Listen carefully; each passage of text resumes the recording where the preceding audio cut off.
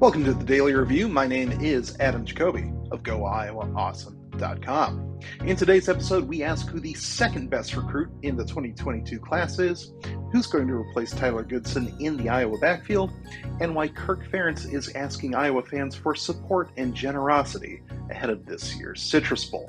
Well, today's the first day of the early signing period, that beautiful day where recruits can put pen to paper and coaches can actually talk about the guys they've spent the last 3 years recruiting. Iowa's 2022 recruiting class has its crown jewel with the commitment of in-state five-star safety Xavier Wampa. Perhaps you've heard. But, especially in football, no one player makes or breaks a recruiting class. So who else can share the limelight with such a potential star like Wampa?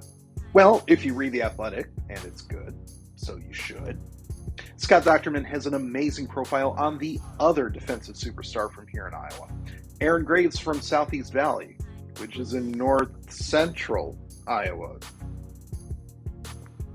A few quick highlights from the profile. He's 6'5", 270, and he's jacked like an Iowa player, like right now. He plays basketball and he wrestles simultaneously. Seasons, not like he's not like basketball. He's a 4.0 student. He's been taking classes at Iowa Central Community College since he was 14, so he's going to have an AA degree before he even enrolls at Iowa. And best of all, he also committed to Iowa after his freshman year. Only wanted an Iowa offer, has never even considered reopening his recruitment, and he had this to say when ISU came after him early in the recruiting process. Quote, Iowa State showed interest right off the bat, Southeast Valley head coach Mike Sweeter said.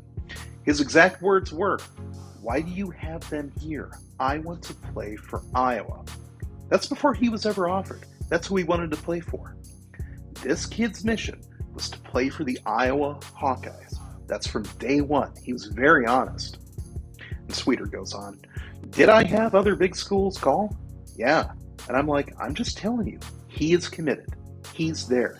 This is where he's going. You're not going to talk him out of it. God, it's going to be so fun to have him and X on the same defense, isn't it? Like, you got to be excited about that, right? Now, full disclosure, we are filming this before signing day officially begins, but I'm extremely confident in saying that Graves will officially be part of the team by the time you see this. I don't think we even need these. Now, we will be back to cover Iowa's signees on Thursday. In the meantime, check out either 247sports.com or rivals.com for up-to-the-minute updates on the class as it comes to fruition. Over the weekend, Tyler Goodson declared for the NFL draft, and good luck to him on that. He's had a tremendous college career. He got 1,100 yards in a very challenging offense this year, and it's hard to think of anything else he has left to prove at the collegiate level. He's been a great Hawkeye, full stop. So, now the question is what the backfield will look like post-Goodson. Now, fortunately, Kennington Lloyd-Smith III at Hawk Central laid all of that out for us. Gavin Williams, freshman, looks like he's next in line. Now, he's been next man in ever since Ivory Kelly-Martin had the ball security injury problems. LaShawn Williams, also freshman, also gotten on the field this season, so a little bit of a chance for him to shine too, even if he's still in a backup role.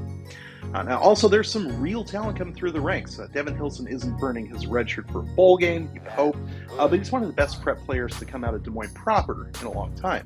Also, a pair of four-star tailbacks should be signing today. So, the future's plenty stacked. It's just that they're all underclassmen next year, competing for a starting gig. So let me know, who are you most excited to see tote the tater for the Hawkeyes in the bowl game and 2022? Do you think there's any shot at a graduate transfer to get some more seniority in the room? Or do you think the Hawkeyes are good with what they've got?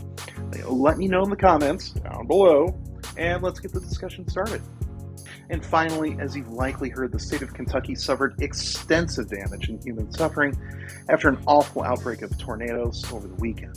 It certainly cast a pall over the Citrus Bowl, and it serves as a painful reminder that games are just games, sports are just sports.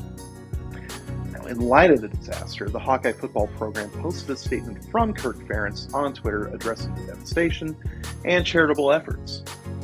Quote, "We are preparing to play Kentucky in the Citrus Bowl. But game planning for a bowl is nothing compared to the challenge of the victims of this weekend's severe weather outbreak are facing now and long into the future.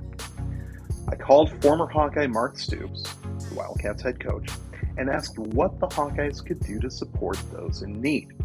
He told me that Kentucky's athletics department is raising money for victims through a telethon and an online fundraiser. Hawk fans are a passionate fan base. Let's show them how compassionate we can be. Now, the tweet also contained a link to a Red Cross fundraiser, and we're going to include that link in the video description below. Now, if you've got the ability to help, we strongly urge you to do so. Now, in this state, unfortunately, we know a thing or two about the destructive power of severe weather and how much it can affect people's lives long after the clouds blow through and all the debris gets cleaned up. We at the Iowa Sports Review and Go Iowa Awesome wish nothing but the best for the people in Kentucky and neighboring states that were so badly affected by the outbreak. That'll do it for today. So please remember to like and subscribe to the videos below. It helps grow our community and keep videos like these coming to you free of charge. Feel free to turn on notifications too, so you'll know every time a new daily update or stream goes live. With that, go Iowa Awesome, go Hawks. Hey, good.